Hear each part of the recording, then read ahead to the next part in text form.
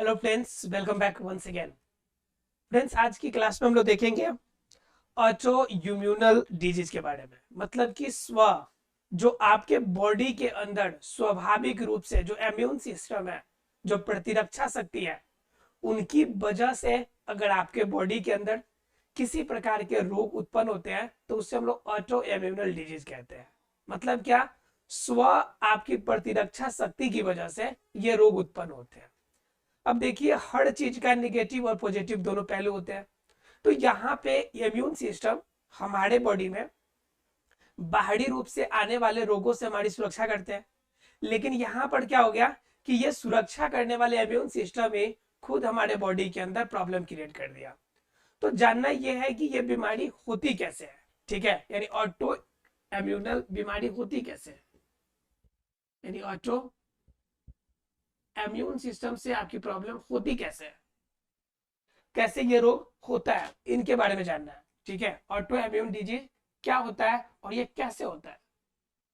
ठीक है, तो ऑटो इम्यून डिजीज की बात कीजिएगा तो किसी भी रूप में आपके बॉडी के अंदर जो भी प्रतिरक्षा शक्ति है, बॉडी के अंदर जो प्रतिरक्षा शक्ति है, वह प्रतिरक्षा शक्ति शक्ति अगर एंटीबॉडी बनाएगी, ये अगर एंटीबॉडी बनाएगी तो एंटीबॉडी का इस्तेमाल अगर समय पर हो गया, अगर किसी रूप में कोई अटैक हुआ तो उस समय आपके लिए बेनिफिशियल हो जाएगा कि एंटीबॉडी उसको रोकेगा, आपके बॉडी में जाने से पहले जो फैगोसाइट है वो नष्ट कर देगा, समाप्त कर देगा, या फिर किसी भी रूप में आपके बॉडी को इन सभी चीजों से बचा देगा।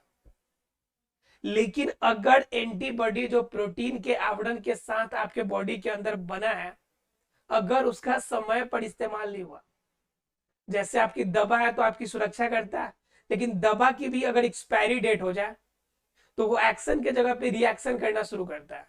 आपके लिए क्या करना शुरू करता है? रिएक्शन, और अलग अलग प्रकार के प्रॉब्लम आपके बॉडी में क्रिएट करते हैं।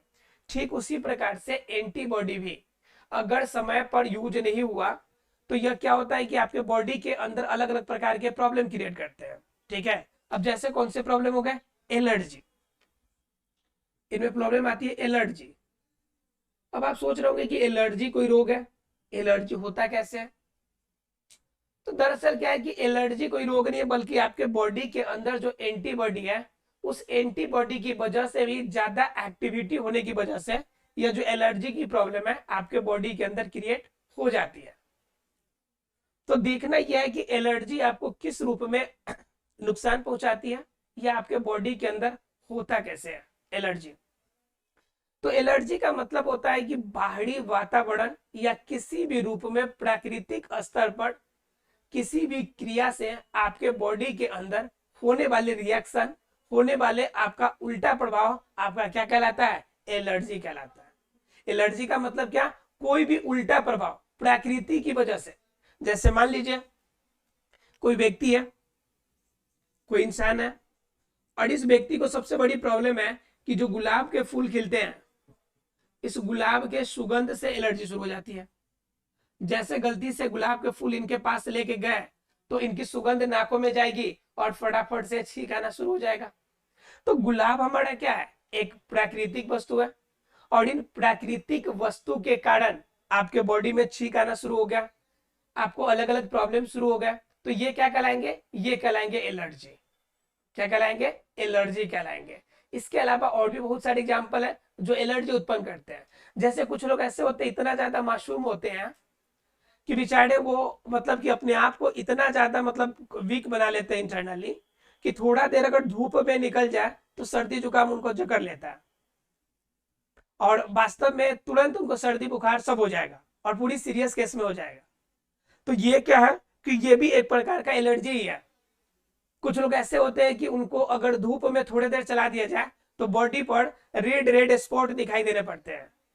कुछ लोग को देखे होंगे आप लोग, चेहरे पे लाल लाल धब्बे नजर आने लगते हैं, या हल्का सा कोई खुजली कर दे तो आपके रेड स्पॉट बॉडी पर दिखने लगते हैं। तो जब कभी भी इस प्रकार की प्रतिक्रिया आपके बॉडी के अंदर अगर दिखती है तो उसे हम लोग क्या कहेंगे? एलर्जी कहते हैं। ठीक है, और जिनकी वजह से यह एलर्जी की समस्या उत्पन्न होगी, जिसके कारण आपके बॉडी में ये एलर्जी उत्पन्न होगी जिस तत्व के कारण, उससे हम लोग कहते हैं एलर्जेन। क्या कहते हैं उसे? एलर्जेन। उसे क्या कहते हैं? एलर्जेन कहते हैं।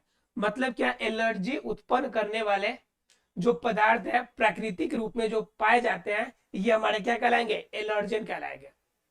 और यह एलर्जेन आपके बॉडी के अंदर प्रवेश करने के बाद एंटीबॉडी से रिएक्शन करके आपके बॉडी में अलग अलग प्रकार की प्रतिक्रिया दिखाने का काम करते हैं।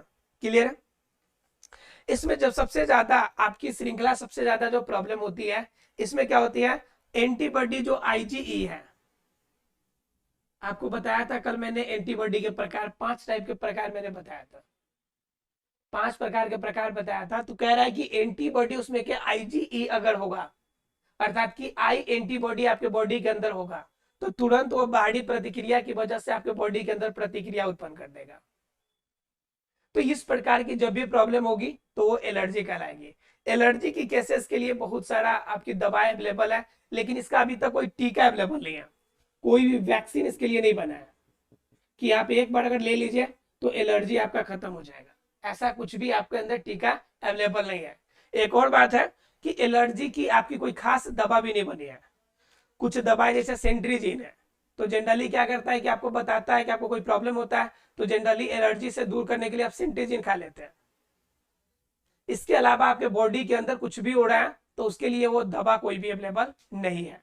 मतलब एलर्जी करके स्पेसिफिक कोई दवा, जैसे मान लीजिए फीवर के लिए हम लोग जनरली पैरासीटामोल का इस्तेमाल करते हैं, लेकिन आपका एलर्जी के लिए इस प्रकार की कोई दवा नहीं है स्पेसिफिक, और ना ही इसके लिए कोई भी टीका अवेलेबल है कि एक बार किसी को लगा दिया जाए तो फिर आगे आने वाली समस्याओं से बचा जा सकता है। ऐसी कोई भी अवेलेबिलिटी हमारे पास या दुनिया में किसी के पास अभी अवेलेबल नहीं है। आशा एलर्जी क्लियर हो गया होगा सबको। एलर्जी एक प्रकार का क्या है? आपका ऑटो इम्यून डिजीज है। ठीक है, यानी कि ऑटो इम्यून डिजीज है, मतलब कि खुद से आपकी इम्यून सिस्टम की प्रॉब्लम की वजह से ये रोग होती है। ऑटो इम्यून डिजीज में इससे भी खतरनाक रोग होते हैं। एलर्जी तो मैंने सबसे सिंपल बताया, इससे भी खतरनाक रोग होते हैं जैसे कैंसर। कैंसर का नाम सुन के आपके दिमाग में बहुत बातें चल रही है, भाई कैंसर भी ऑटो इम्यूनल डिजीज है, यानी बॉडी के अंदर होने वाले प्रॉब्लम की वजह से ही होती है। चलिए स्टार्ट करते हैं आज का टॉपिक और देखते हैं कैंसर के बारे में कि कैंसर रोग कैसे होता है, क्यों होता है और कैसे हम इससे बच सकते हैं, इनके बारे में हम लोग देखते हैं। बात करते हैं कैंसर की कि कैंसर कैसे होता है और कैंसर के बारे में क्या राय है लोगों की। कैंसर, कैंसर को आम भाषा में कहें तो कैंसर एक प्रकार का क्या है? ट्यूमर है। कैंसर एक प्रकार का क्या है? ट्यूमर है। और इस ट्यूमर के बारे में जब हम अध्ययन करते हैं तो इसको कहते हैं ऑन्कोलॉजी। क्या कहते हैं? ऑन्कोलॉजी के नाम से जानते हैं। अब ये ट्यूमर क्या होता है और कैसे होता है? ट्यूमर का मतलब होता है बॉडी के अंदर किसी भी भाग पर किसी एक्स्ट्रा आपके बॉडी के कोशिकाओं में परिवर्तन जो हो जाते हैं, इसी को हम क्या कहते हैं? ट्यूमर कहते हैं। आपके बॉडी के अंदर जो ट्यूमर बनते हैं वो किसी भी रूप में बन सकते हैं, और वो आपके लिए फायदा हानिकारक भी हो सकते हैं और आपके लिए नॉर्मल भी रह सकते हैं। जैसे मान लीजिए कि मसा है, मसा है तो मसा आप लोग देखे होंगे। अब मशा क्या होता है कि आपके बॉडी के अंदर छोटा सा स्ट्रक्चर बाहर की तरफ निकलता है, लेकिन ये किसी भी रूप में आपके लिए कोई प्रॉब्लम नहीं होता है, कोई दर्द ना कुछ होता है, तो यह मशा की वजह से आपको कोई भी तरह का कैंसर की इशू प्रॉब्लम नहीं होगी। लेकिन है तो भी ट्यूमर। मतलब ट्यूमर का मतलब है कि कोशिका में परिवर्तन कर देना, कोशिका का आकार बदल जाना, कोशिका विभाजन के लेवल बदल जाना, कोशिका के अंदर पाए जाने वाले कोशिकांग की वृद्धि हो जाना, कोशिकांग में आपका अलग अलग रूप में परिवर्तन हो जाना, कुछ का लोप हो जाना, कुछ की वृद्धि हो जाना। बहुत सारे ऐसे रीजन है जिनकी वजह से ट्यूमर होती है। ठीक है, और जब ट्यूमर होती है तो जनरल केस में हम कहते हैं कि ट्यूमर ही हमारा क्या है? कैंसर का द्योतक है। ट्यूमर की वजह से क्या होगा? कैंसर होगा आपका। अब बात आती है कि ट्यूमर आखिर होते कितने तरह के हैं। एक मैंने बताया कि एक से आपको कैंसर होता है और एक से कुछ भी नहीं करता आपको बॉडी के अंदर, मतलब पीड़ा रहित होता है। आपके बॉडी में उससे कोई प्रॉब्लम ही नहीं होगा, कोई दर्द ही नहीं होगा, कोई तकलीफ ही नहीं होगी, तो उसे हम लोग पीड़ा रहित कहेंगे। और पीड़ा रहित ट्यूमर भी होता है, और एक ट्यूमर होता है जिनसे कैंसर, इतना खतरनाक प्रॉब्लम भी हो सकता है। ठीक है, तो ट्यूमर मेनली कितने प्रकार के होते हैं? 2 प्रकार के। ट्यूमर मेनली कितने प्रकार के होते हैं? 2 प्रकार के होते हैं। ट्यूमर दो प्रकार के होते हैं। दो प्रकार के ट्यूमर होते हैं, तो दो प्रकार के ट्यूमर कौन कौन से होंगे? एक तो ट्यूमर ऐसा होता है जो आपके लिए प्रॉब्लम क्रिएट करता ही नहीं है, उसे हम लोग वेनाइन ट्यूमर कहते हैं। क्या कहते हैं उसे? वेनाइन ट्यूमर। एक होता है आपका वेनाइन ट्यूमर,